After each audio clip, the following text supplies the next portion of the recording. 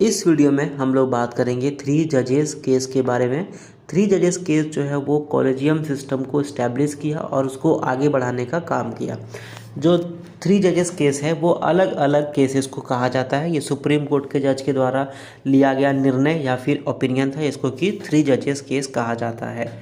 In three जजेस case के दौरान सुप्रीम कोर्ट के द्वारा एक प्रिंसिपल को आगे बढ़ाया गया, जिसके तहत कि जो जुडिशियरी है उसमें एग्जीक्यूटिव और लेजिस्लेचर का हाथ नहीं होना चाहिए।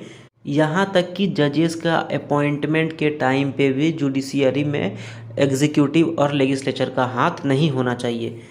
अब पहला जो जज केस था उसका नाम था SP Gupta versus union of India, 1981 में किया गया था, जिसको कि जज ट्रांसफ़र केस भी कहा जाता है।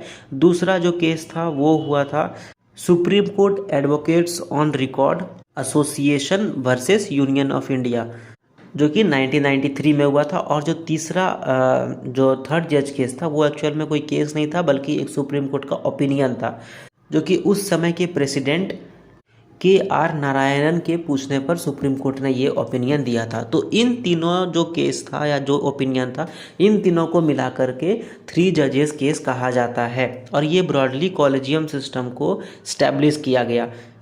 अब जो पहला जज केस था उसमें सुप्रीम कोर्ट ने ये कहा कि जज के अपॉइंटमेंट में चीफ जस्टिस ऑफ इंडिया का जो ओपिनियन होगा, जो से होगा, वो प्राइमरी होगा, मतलब कि वो एकदम इम्पॉर्टेंट होगा और उसको काटना नहीं चाहिए प्रेसिडेंट के द्वारा। मतलब उनका जो ओपिनियन होगा उसको प्राइमेसी दिया जाएगा और उसको बहुत ज़्यादा इम्पॉर्टेंट माना जाएगा।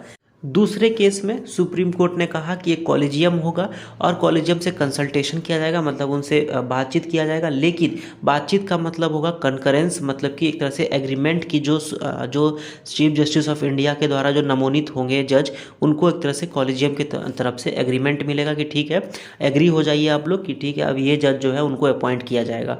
और ये जो कॉलेजियम होगा इसमें सिर्फ चीफ जस्टिस ऑफ इंडिया नहीं बल्कि दो और जो सीनियर मोस्ट जजेस होंगे सुप्रीम कोर्ट का, उन तीनों को मिला करके ये एक कॉलेजियम होगा। और ये इनका जो कंसल्टेशन होगा उसका मतलब कि एग्रीमेंट हो जाएगा कि ठीक है ये जज जो है इनको सुप्रीम कोर्ट में लाया जाए या फिर इनको यहाँ पे अपॉइंट किया जाए या ट्रांसफ़र किया जाए। और जैसे मैंने बताया कि थर्ड जज में उन्होंने एक ओपिनियन दिया था और ये जो कॉलेजियम था इसको 3 मेंबर से अब 5 मेंबर में बना दिया गया। तो अब जो कॉलेजियम है सुप्रीम कोर्ट का उसमें CJI होते हैं, मतलब कि चीफ जस्टिस ऑफ इंडिया, और साथ ही साथ 4 जो सीनियर मोस्ट जजेस होते हैं वो लोग मिल करके एक कॉलेजियम का फॉर्मेशन करते हैं। वहीं जो हाई कोर्ट का कॉलेजियम होता है उसमें हाई कोर्ट के चीफ जस्टिस और साथ ही साथ जो 4 सीनियर मोस्ट जजेस होते हैं हाई कोर्ट के, वो मिलके एक हाई कोर्ट के कॉलेजियम को फॉर्म करते हैं। तो ये था थ्री जजेस केस और ये था collegium system of supreme court and high court. And I hope कि ये वीडियो आपको अच्छा लगा। अगर ये वीडियो आपको अच्छा लगा तो आप इसको लाइक करो, दोस्तों के साथ शेयर करो, कुछ भी पूछना है बताना है तो कमेंट करो, चैनल को सब्सक्राइब करो। एंड कुछ भी टिप्पणी देना हो तो कमेंट सेक्शन है ही, कमेंट सेक्शन में आकर के कमेंट बॉक्स में कमेंट करो। And thank you very much.